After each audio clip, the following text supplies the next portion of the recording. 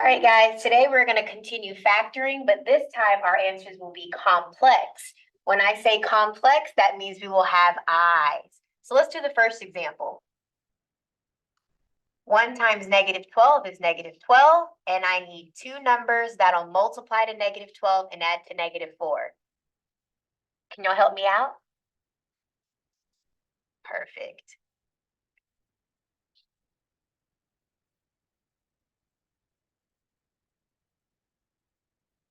Okay, I'm going to pause here because you know how to do this from here. Great, y'all did a good job on that. I'm just going to go ahead and go over the answer. So we're going to divide by x squared, which I saw all of you guys do. And here you divided by a 2. All right, whatever matches is one of your factors, and what is on the outside is your other factor. Okay, so everyone was expected to get there on their own. Now, this is the part that's new.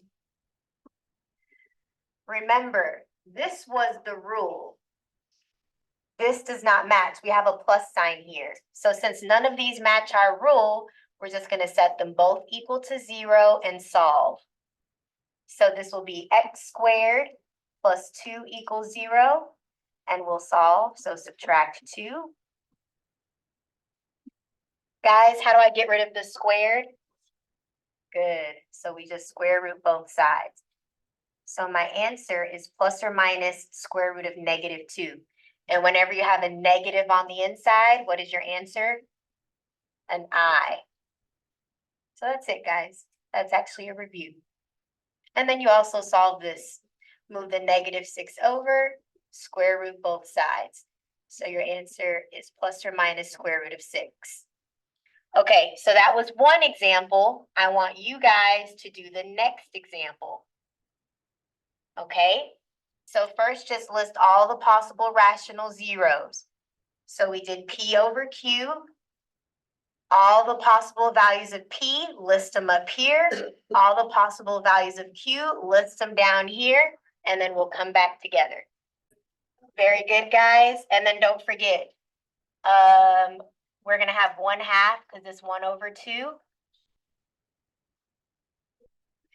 We're also going to have 5 over 2.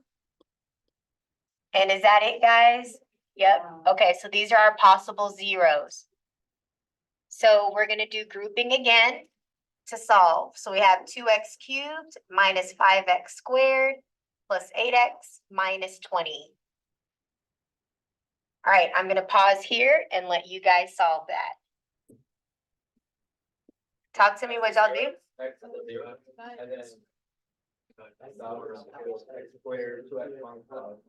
Good. What y'all do here? Good. Oh, 2x minus 5. Perfect. So my factors are x squared plus 4 and 2x minus 5. Did y'all set these equal to 0 and solve?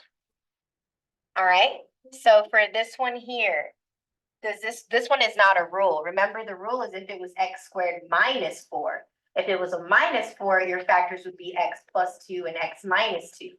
But we don't have that. We have a plus 4. So we solve. And what is the square root of 4? But since I have a negative on the inside, it's an I.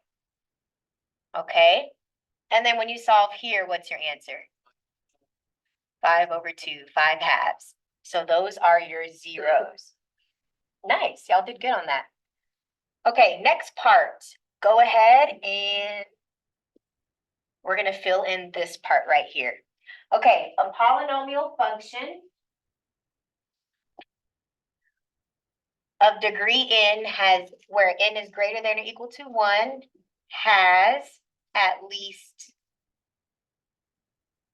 one 0 in the complex number plane or a complex number system.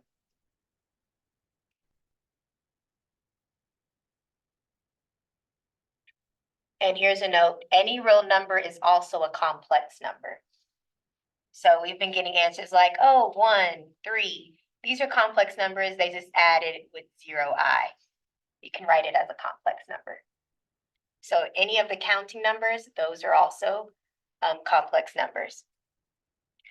Okay?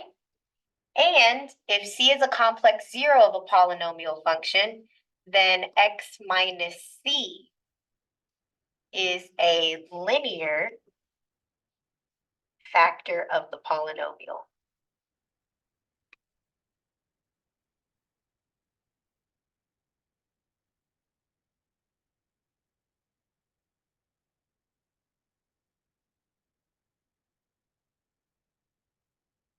This means that all polynomial functions can be completely factored. Okay? Let's go back to the previous example. Those were our factors, right? And these were our zeros. So if I were to expand this into factors, the last factor was 2x minus 5. But these zeros, your factors can be written as x plus 2i and x minus 2i, right? Because if you equal it to 0 and solve, you'll get what the zeros were. And we'll look at an example of this. We're going to see this coming up. Okay, so let's go ahead and find the zeros of this function. All right, so I'm going to multiply 1 times negative 25 and get negative 25. And I need to add to give me negative 24. What are my two numbers? Yes, negative 25 times 1 is negative 25. If you combine these, you'll get negative 24. So we're going to expand our polynomial. I'm going to write it as this. Split it down the middle, and we'll find the GCF. I'm going to let you guys get to my factors at the end, okay? I'm going to pause here and let you guys do that.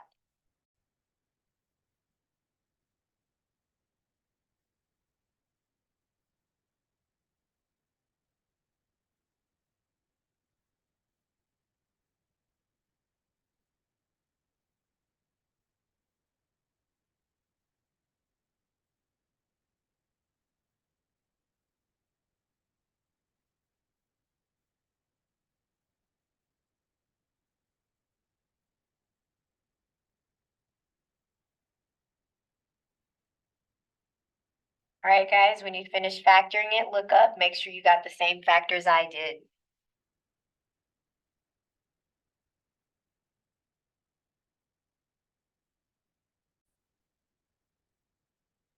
All right. Okay, so I can use my rule here. This will just be x plus 5 and x minus 5 for this one. For this one, I'm going to have to equal it to 0 and solve. So I'll have x squared equals a negative 1. Square root both sides, and you get x equals, what's the square root of a negative 1? Just I, and you want plus and minus I. So guys, that is the zeros. If I were to write it as factors, let me write my answers first. We got I, we got negative I, we got 5, and we have negative 5. Those are my zeros, correct? If I want to go backwards and write my factors, the negative 5, the factor is right here, the x plus 5. The positive 5, the factor is right here, x minus 5. So it's basically the opposite, is it not? Okay, so that means the rest of the factors are x plus I and x minus I. These are your factors. All of these are your factors. These are your zeros.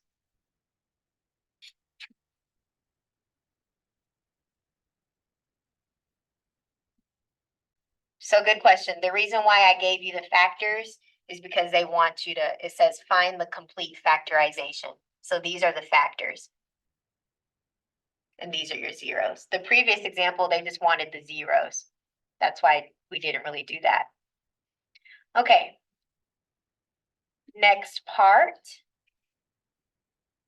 Okay, So if a polynomial function has a complex zero at a plus bi, then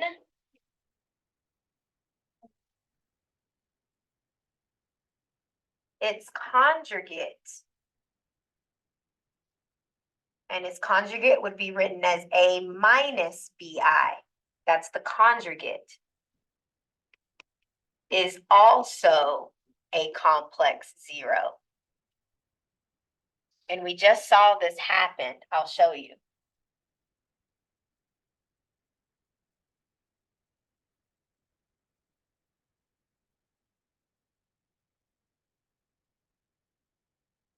We just saw this happen here.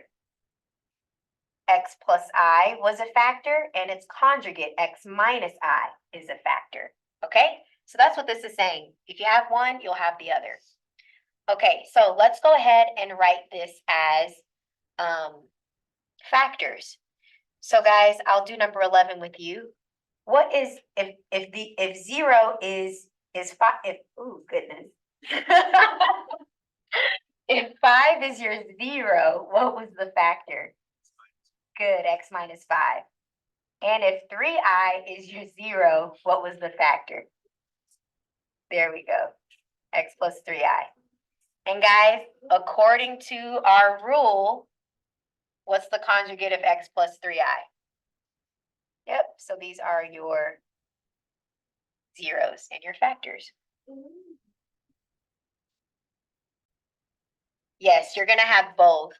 However, yes, this one, if you went backwards, it would be this X minus 3i. And you'll also have X plus 3i. All right, let's do number 12.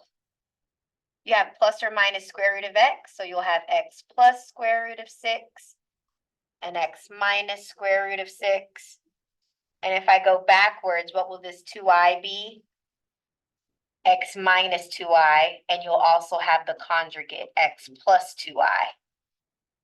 Okay?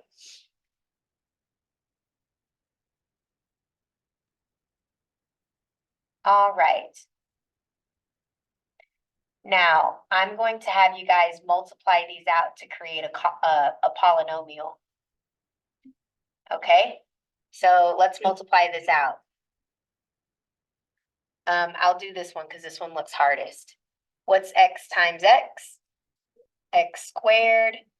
X times square root of 6x is, and then this one, square root of 6 times x is a positive square root of 6x.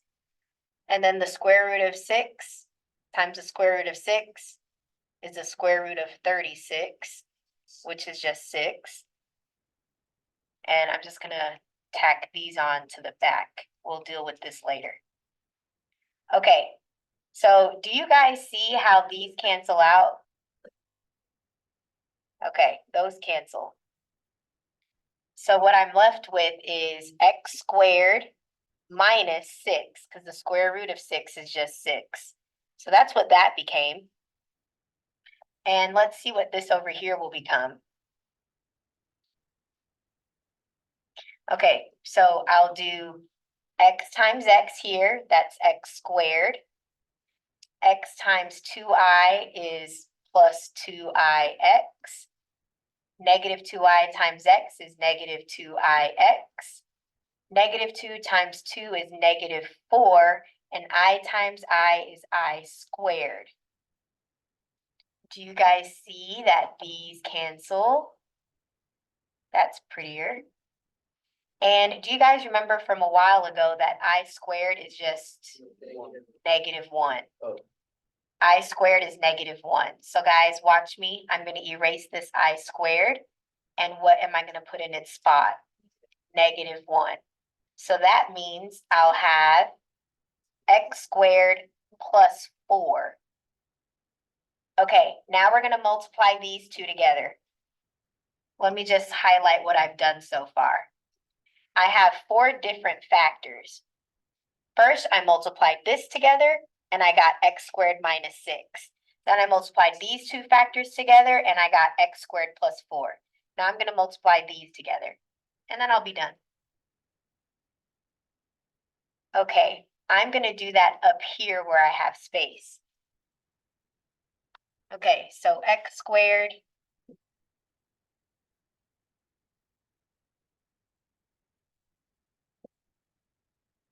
x squared minus 6 times x squared plus 4. Okay, let's do it.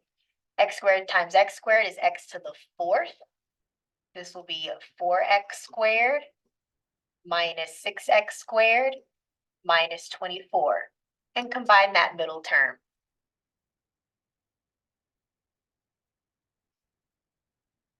Okay, so that is the polynomial for number 12.